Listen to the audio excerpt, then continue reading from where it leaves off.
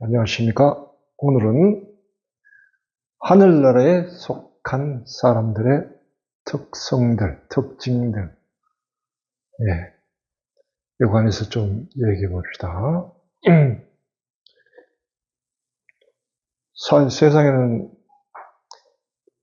여러 다양한 종류의 사람들이 있고, 또 여러 다양하게 소속될 수 있는 여러 단체,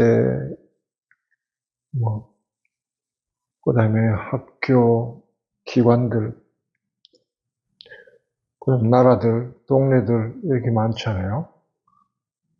하늘나라에 속한 사람들의 제일 먼저 특징은, 이 세상에 정처가 없다. 즉, 세상에 속하지 않는다는 뜻이에요. 세상에 자기 터가 없다는 겁니다. 그래서 세상에는 많은 사람들이 있지만은, 세상에 적어도 자기 터를 가지고 사는 사람이 있는 반면에 터가 아예 없는 사람들이 있어요. 그것이 첫 번째가는 하늘나라에 속하는 사람들 특징입니다. 성경에 보면요, 예수님이 이런 말씀하셨어요. 여우도 굴이 있고 하늘의 새들도 보금자리가 있지만 사람의 아들은 머리를 기댈 곳조차 없다. 머리 둘 곳조차 없다.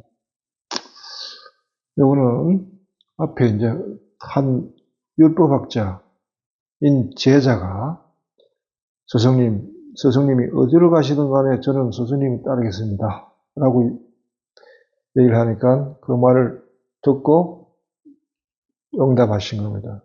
내가 가는 곳이 어딘데?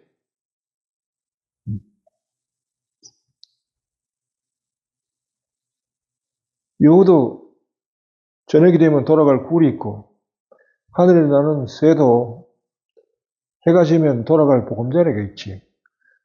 나에게는 돌아갈 곳이 없단다. 이 세상에.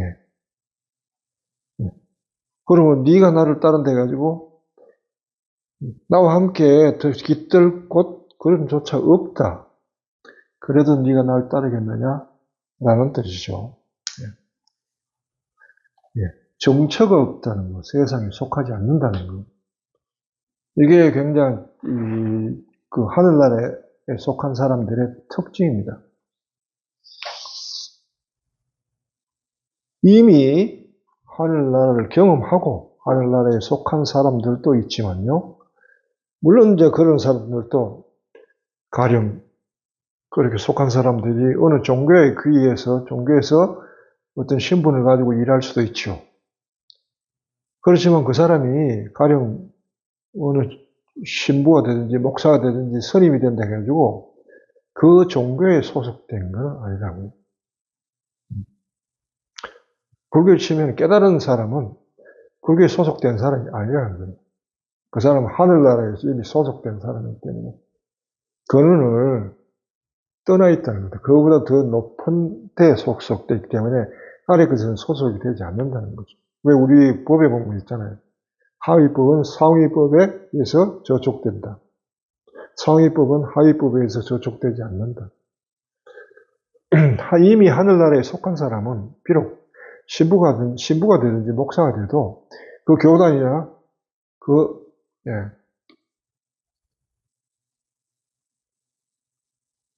지역 본당이라든지 아니면 각 주라든지 그게 소속되지 않습니다.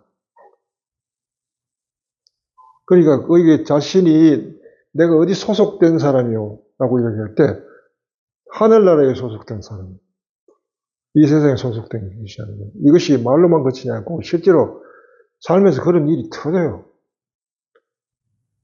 그래서 본인이 어디에 소속된 사람인지를 알도록 한단 말이에요. 가령 힘든 일, 한 종교에 있는데 종교에 굉장히 뭐랄까요, 죄스럽고 불미스러운 일이 있다. 그런데 그거를 이제 보통 대부분의 종교들은 감추려고 하잖아요. 덮으려고 한다면. 하느님보다는 우선 우리 가령 종교라든지 우리 집단에 손해가 될 것은 무조건 덮자 하는 게 집단 심리잖아요. 이런 거 부딪힐 때 뭘 해야 될 것인가? 라고 할 때 이제 그런 질문을 받게 되는 거예요. 내가 여기에 속하는지 하늘나라에 속하는지. 하늘나라에 속하면은 그거를 밝혀야 되죠. 밝힐 자유가 있단 말이에요. 왜? 나는 여기 소속이 아니니까. 물론 소속 밝힘으로 해가지고 자기가 속한 집단으로부터 박해를 받아요. 네. 박해를 받으면은 자기가 소속돼 있는 유일한 집단으로부터 박해를 받으면 더 이상 갈 데가 없잖아요. 이미 세상을 떠나서 거기 갔는데. 갈 데가 없어도 괜찮다는 겁니다. 네. 애당초 이 세상에 내가 머물 곳이 없기 때문에. 이미 하늘나라를 경험한 사람은 괜찮다. 내가 소속된 곳은 다른 곳에 있으니까 여기서 다 이래도 상관없다. 라고 할 수 있어요. 그러나 그렇지 못한데 어떤 하나의 어떤 소명으로 불림을 이미 받고 있는 사람도 있죠. 그런 사람들이 이제 문제죠. 그런 사람들은 그 박해를 통해 가지고 심한 고통을 당하고 그 다음에 쫓겨난 걸 감수하지만은 오히려 쫓겨남으로써 자기의 본성, 내가 진짜 어디에 소속됐는지 결국은 내가 여기가 아니라 내가 본래 소속은 하늘나라구나. 하느님께 내 적을 두고 있구나 하는 것을 그때 발견하게 돼요. 그래서 거기에 이제 눈을 뜨게 되면 이제 이 사람이 종교인이 아니고 신비가가 됩니다. 가령 이런 예로서 이제 대표적인 사람이 누구냐 하면 십자가의 성요한 같은 사람이에요. 개혁 깔멜의 창시자 중에 한 사람이고요. 아빌라의 데레사라고 그러죠. 더불어서 가톨릭의 대표적인 신비가 중에 한 사람이죠. 근데 십자가의 성요한이 언제 하느님을 체험했는가? 하느님을 체험하는 어두운 밤, 십자가의 성요한이 이야기하는 어두운 밤이라는 것은 캄캄한, 아무것도 없는, 대상이라고 어디도 기댈 데가 없는 모든 것이 사라진 때를 어두운 밤이라 한단 말입니다. 하죠. 그걸 경험했냐 하니까 깔멜 안에서 깔멜을 개혁해보자고 일었었단 말이죠. 그러니까 기존에 있는 깔멜 멤버들이 이 사람을 박해하기 시작하는 거죠. 그래서 잡아서 감옥에다가 잡혀 들어가 감금을 당하고 모진 고문도 당하고 그 가운데 같은 형제들로부터 박해를 받았어요. 그래서 거기에 소속이 될 수가 없었죠. 쫓겨난 그 처지에서 비로소 자기의 본성에 눈 뜬 거예요. 아, 내가 하느님께 속해 있구나. 내가 속할 곳이 여기가 아니구나 하는 걸 알았죠. 그러면서 그가 자기가 소속된 수도회로부터 자유스럽게 된 거예요. 세상의 모든 것으로서 자유스럽게 되고 하느님께 속해 있다는 걸 알게 됐죠. 그럼 세상에 하느님께 속해 있는 사람들은 세상으로부터 자유스럽기 때문에 역으로 세상과 더불어서 함께 뭔가 선을 위한 일을 도모할 수 있어요. 쉽게 말하면 겁이 없다는 겁니다. 어디 가서 뭘 두려워하지 않는다는 거예요. 쫓겨나봤자 내가 애당초 세상에서 내가 있을 곳은 원래 아니니까 함께 하지만은 나는 여기에 속하지 않는다는 걸 확실히 하고 여기에 속하지 않는다는 뜻은 내가 적을 하느님의 하늘에 두고 있다는 걸 확실하게 알고 눈뜬다는 거죠. 쫓겨난다는 것은 어디까지 쫓겨나는 거예요? 내가 속한 단체로부터 쫓겨나는 거. 그 추방당하는 것도 있죠. 추방당할 수도 있지만은 그 안에서 온갖 박해를 받는 거, 인정받지 않고 온갖 수모와 모욕과 박해를 받는 것을 쫓겨나는 거죠. 그뿐만 아니라 목숨을 잃는 것을 쫓겨나는 것입니다. 몸을 강탈해버려서 목숨을 몸으로부터 이탈시키죠. 이 세상으로부터 쫓아내는 건 확실한 방법입니다. 죽이는 것이. 그래도 나는 죽지 않는다는 걸 확실히 알 뿐만 아니고 쫓겨날 수가 없다는 거예요. 왜? 나는 하느님께 적을 두고 있기 때문에.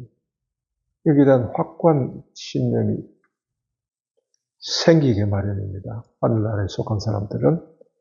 그래서 이제 초대 가령 가톨릭 신자들 같은 경우는 그야말로 로마로부터 온갖 박해를 받고 순교하면서도 웃으면서 죽을 수 있었다는 그 뜻이기도 하죠. 네. 그래서 정처가 없다는 것은요, 우리가 사람들은 주로 보면 자신의 정처락하는 것이 있어요. 오늘 저녁에 여러분은 돌아갈 곳, 그것이 여러분이 마음이 귀하는 곳이고요. 그것이 여러분이 속한 곳이죠. 여러분, 대표적으로 여러분의 가정이잖아요. 가정으로 돌아가죠. 저녁이 되면은 지하철이 그냥 퇴근 시간에 미어 터진단 말이죠. 그 많은 사람들이 다 어디로 가고 있어요? 자신의 정한 처, 마음이 깃들고자 하는 그 곳으로 향하는 거예요. 밤이 되니까 빨리빨리 집으로 돌아가자. 그래서 거기에서 가서 씻고 먹고 잠을 자자. 그게 목적이잖아요. 정처가 있다는 거예요. 그럼 어디든지 갈 곳이 없는 사람은 어떨까요? 해가 져도 갈 곳이 없는. 황량하죠. 예. 보호해줄 곳이 없고, 나를 막아줄 벽도 없고, 황량하게 광야에 버려진 존재처럼 그런 사람들이 정처 없는 사람이에요. 예. 세상으로 봐서는 저주받았죠. 그런 사람이에요. 성경에 보면 이제 죄인들을 어두운 곳으로 내쳐라라는 말이 있잖아요. 바깥에 어두운 광야로 내치면은 그 어둠 속에 어디 갈 거예요? 밤이 되면 춥죠. 바람은 불죠. 이 바람을 막을 줄 곳은 없죠. 이게 이제 정처 없는 곳인데, 하늘나라에 속한 사람들이 이렇게 정처가 없다는 거예요. 그 사람에게서 하느님을 빼버리면은 정말 세상에서 가장 불행한 사람이죠. 그런데 세상에 정처가 없지만은 정처가 없는 건 아니에요. 확실하게 하늘에 속한다는 걸 알고 있기 때문에 이 세상에서 버림받아도 결코 버림받아지지 않는다는 걸 알기 때문에, 그리고 늘 자기가 귀하고 자기를 돌봐줄 분이 계시다는 걸 느끼기 때문에 괜찮다는 거예요. 예. 예수님 이야기하고 있는 것은 내 처지가 이렇다. 이런데도 네가 이런 처지에 오고 싶은가 하고 묻는 거죠. 그 율법학자의 제자는 예수님의 겉모습을 봤죠. 사람들의 병을 고쳐주고 사람들의 권위 있는 말씀을 통해 가르침을 베풀고 그 말씀을 듣고 있자면 가슴이 뜨거워지고 저분처럼 훌륭한 사람이 되어야 됐다. 저분이 있는 곳에 영광이 있다. 내 삶의 오로지 목표는 저분과 더불어서 함께하는 그 영광 안에 있다. 라고 생각했죠. 그런데 예수님이 이야기하는 것은 그 반대를 이야기하는 거죠.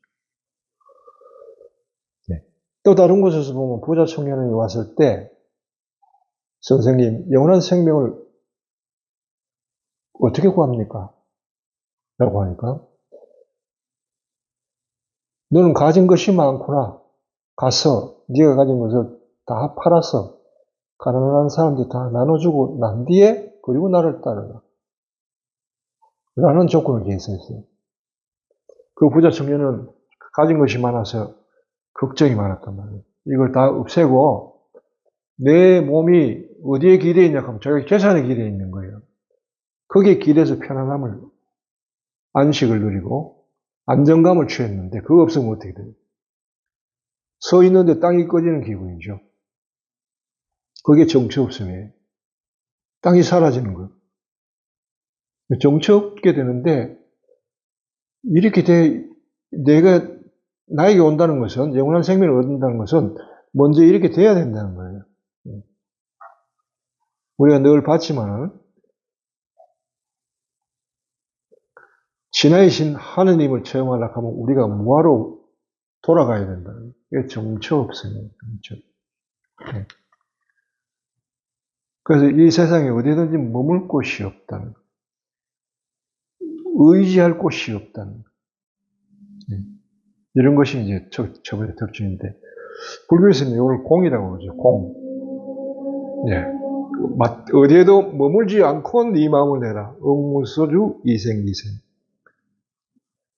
공이라는 것이 공간과 다릅니다.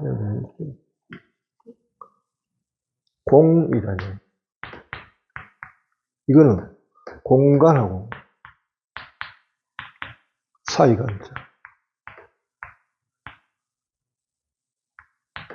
이 사이가 있죠. 공과 공간의 차이가 뭐예요?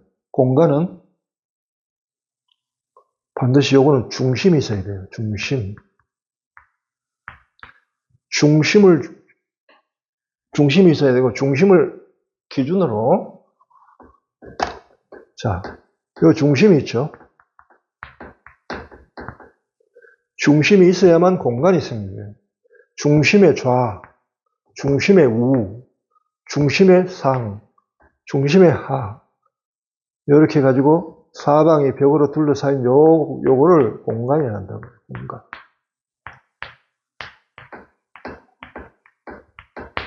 네. 근데 공은 뭐예요, 공간은? 이 공간에서 이게 벽이 사라지는 거예요, 이게.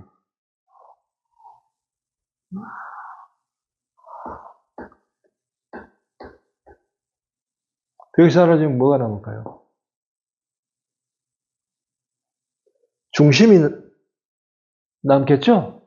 근데 중심이 남는 게 아닙니다. 왜 하려면, 벽이 사라지게 하려면은 중심에 의해 가지고 벽이 형성됐기 때문에 요것 때문에 이것이 원인이고 이것이 결과거든요. 인과가. 벽을 없애려면 요거를 쳐야 된단 말이에요. 벽을 없애는 게 아니고. 중심만 사라지게 하면은 벽은 저절로 사라진다고 이렇게. 그래서 공에서 공간, 일반적으로 사람들은 공에 살아요. 3차원 공간이야. 3차원. 공은 3차원이죠. 공간은 3차원은 중심인데, 중심이 뭐냐 하면 내가 중심이에요. 나라는 걸 중심을 해가지고 전후 좌우 상하 이렇게 해서 이 공간이 생기고, 공간이 주로 내가 깃들 곳이에요. 여러분 집이 공간으로 되어 있단 말이에요. 그 다음 그 안에 내가 깃들게 되어 있다 그래요. 이 공간을 없애려면은 공간을 치는 게 아니고 나를 쳐버리는 거예요.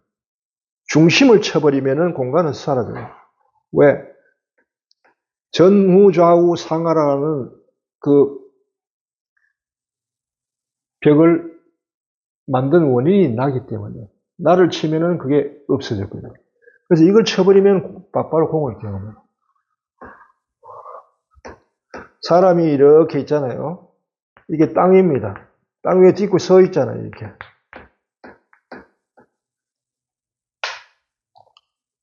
예, 땅이 있고, 예, 이 위에 하늘이 있고, 사방이 있단 말이에요. 이 자체가 공간이죠.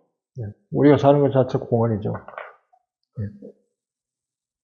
여기서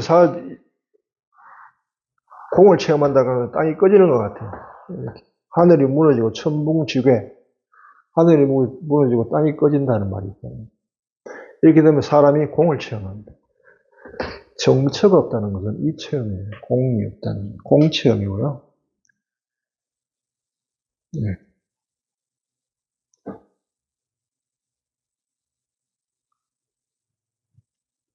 정처 없어도 괜찮으냐 하고 묻는 거예요, 예수님이. 그 제자한테.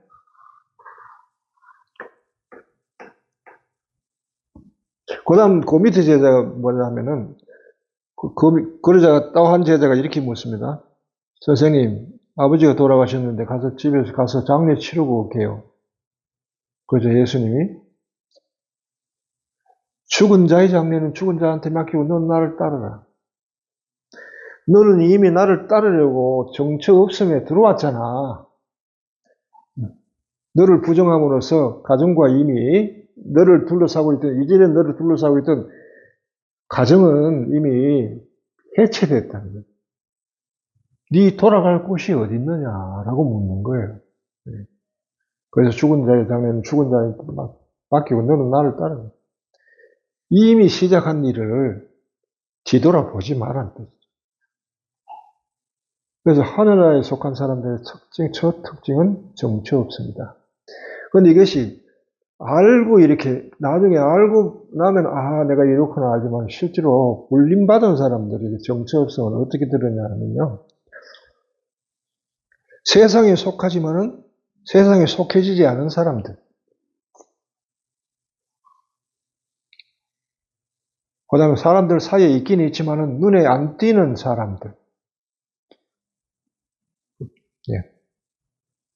뭔가 도드라지게 뭘 해도 특출나게, 운동을 아주 특출나게 잘한다든지, 공부를 아주 특출나게 잘한다든지, 노래를 특출나게 잘한다든지, 그래서 사람들이 이목이 집중되고 관심을 가지게 되고, 사람들로부터 인정을 받는 사람, 그런 사람들은 하늘나라 별 관계가 없어요. 하늘나라에 속한 사람은 노래도 그만그만, 공부도 그만그만, 운동도 그만그만, 어디 내세울 건 없는데 못하는 것도 아니고, 못하는 것도 눈에 띄잖아요. 아주 잘하는 것도 아니고 못하는 것도 아니고 그만그만 한데 눈에 띄지 않는다는 특징이 있어요. 그런데 세상에는 함께 더불어 있어요. 남의 이목이 띄는데 너무 잘나서 띄는 것도 있고 너무 빠져서 띄는 것도 있단 말이에요. 이도 저도 아닌데 고만고만한데 별로 내세울 것이 없는 사람들. 이들 중에 하느님으로부터 불림받은 사람이 있을 가능성이 많다는 거예요.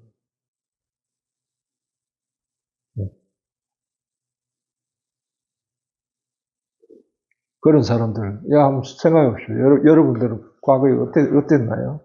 아주 특출난 사람이었나요? 아마 대충 내가 이야기하는 이쪽에 많이 속할걸요. 나도 대학교 다닐 때, 서클에 가면은 이제 선배들이 있는데, 나랑 이제 같은 학번 애들은 나를 이제 말을 걸고 했지만, 내 선배 되는 사람들은 가끔 이렇게 와서 이야기하고 하는데, 저끼리 이야기하는데, 한 2년, 졸업하고 이렇게 한 2년 정도 같이 있어도, 한 번도 내 눈을 마주치지 않고 내한테 말을 거지 않은 선배들이 여러 대예요. 그런데 그 사람들하고 나는 늘 같이 있어요. 같은 공간에 있고. 술 마시러 가면 술자리에도 같이 있고. 저는 술을 잘 좋아하지 않기 때문에 술 따지면 소주 한 두 잔 정도면 사람들하고 하루 밤새 이야기해도 한 두 잔이면 충분해요. 그래도 마시지 않아요. 그런데 눈에 띄지는 않지만 늘 함께 하고 있어요. 그런데 그들은 나에게 눈을 마주치지도 않고 나에게 개인적으로 이야기 건넨 적도 없고 나에게 인사를 건넨 적도 없어요. 2년. 과거에는 가끔 그 시절을 돌아보면 참 이상하다 했는데 요즘 와서 이해하면 그게 이 특성하고 연관이 있구나. 나는 그렇게 알아듣게 되죠. 이렇게 이해하면은 이제 본인의 어떨 보면 삶에 좀 무의미해 보이는 그런 기간 자체도 의미가 있게 된다는 거죠. 네. 자, 정처 없으면 또 성경에 이렇게 얘기도 합니다.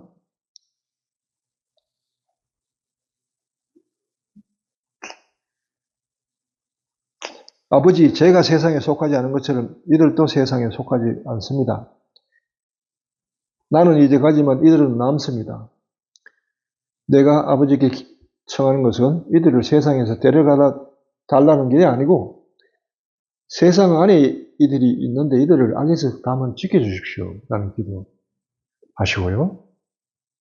요한복음을 보면 17장 14절 또 세상에 대해서 너희가 세상이 너희를 미워하거든 너희보다 먼저 나를 미워하였다는 것을 알아라. 너희가 세상에 속한다면 세상은 너희를 자기 사람으로 사랑할 것이다. 그러나 너희는 세상에 속하지 않을 뿐더러 내가 세상에서 너희를 뽑아냈다는 거예요. 그래서 세상이 너희를 미워한다. 그러니까 어떻게 보면 하늘나라에 속한 사람들은 세상에 살아갈 때 세상이 박해하는 것만 해도 고맙게 여겨야 돼요.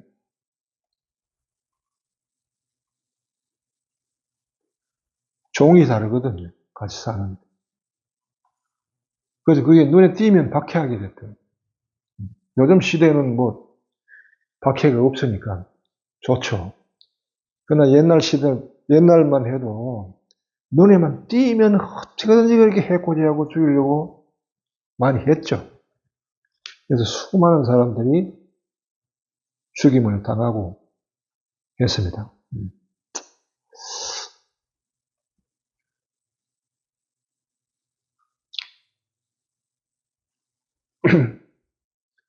두 번째 특징이 뭐냐면은 짝사랑입니다. 짝사랑이라는 것은 다른 말로 하면 아버지처럼 완전한 사람이 되라.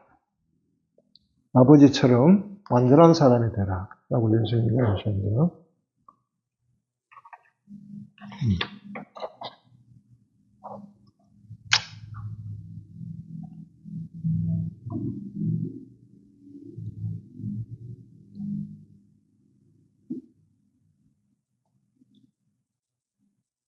하늘에 예. 예수님은 이런 이야기 하셨죠.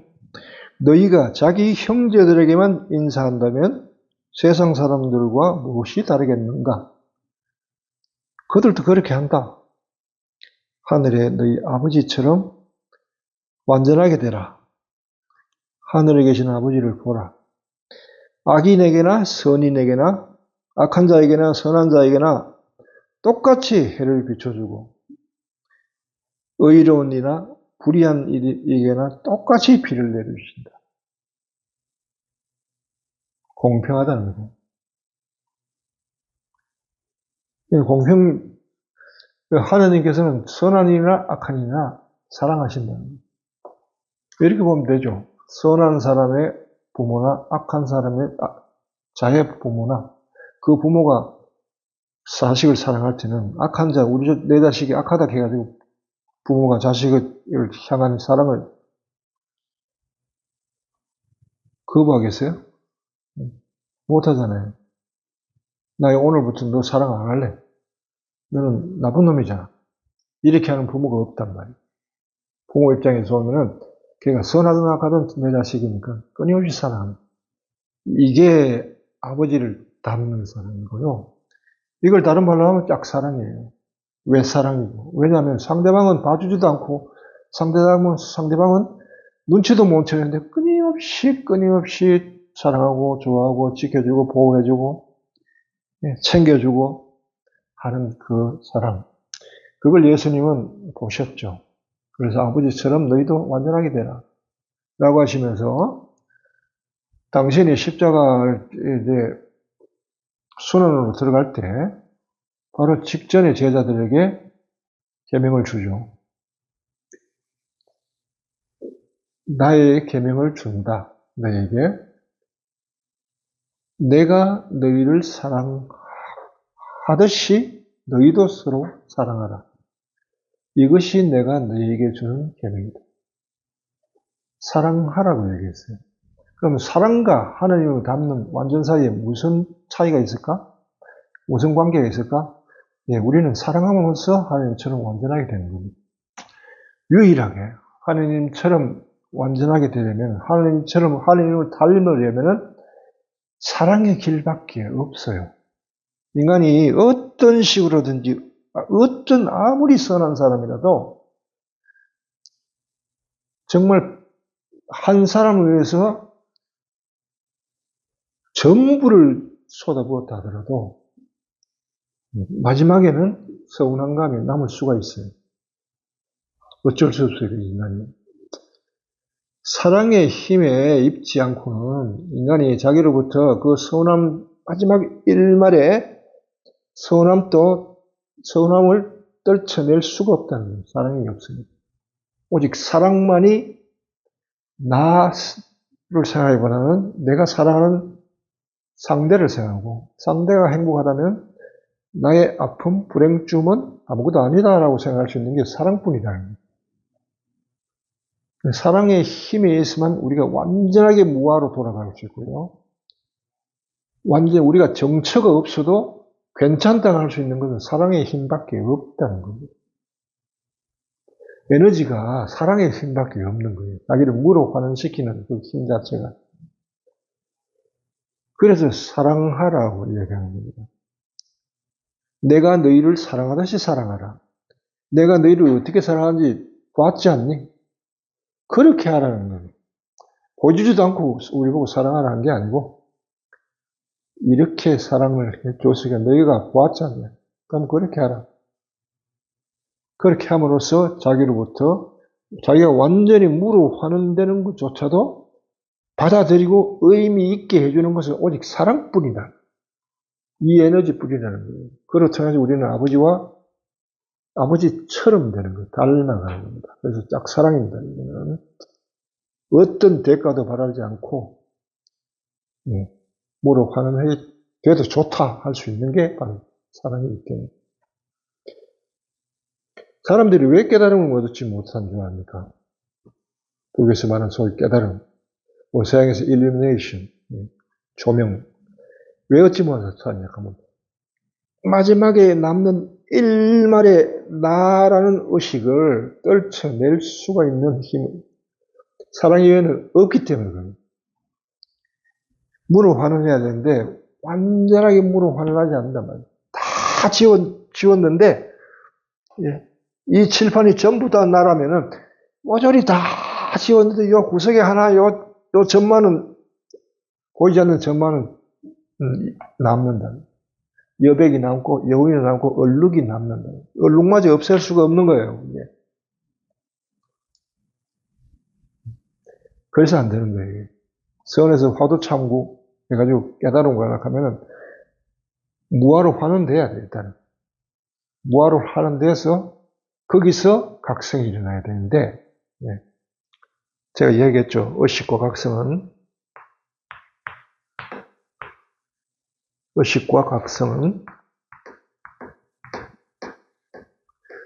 하나라고. 요철성이다. 요철성. 두 글자 요철.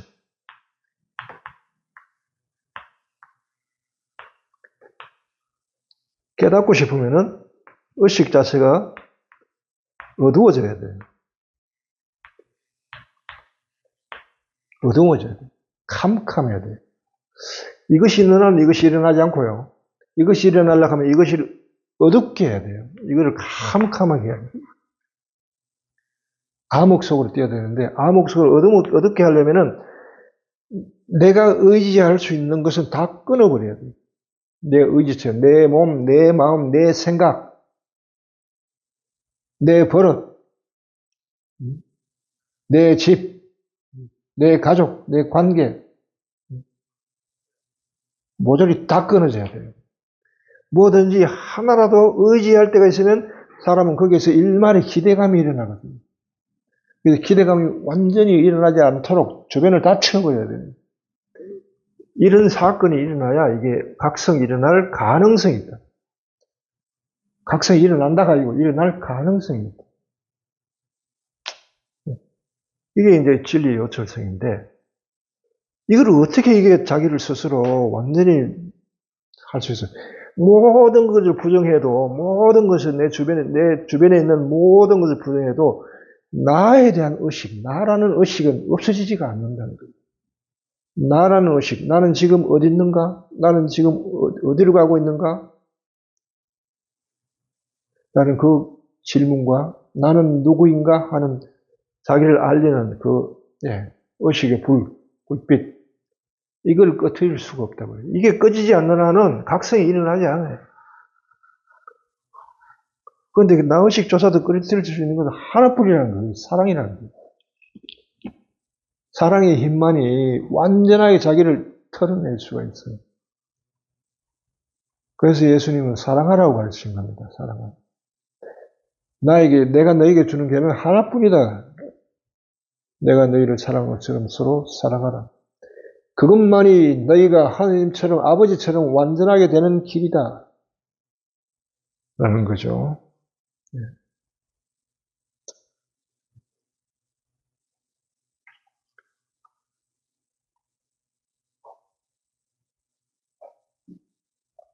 예.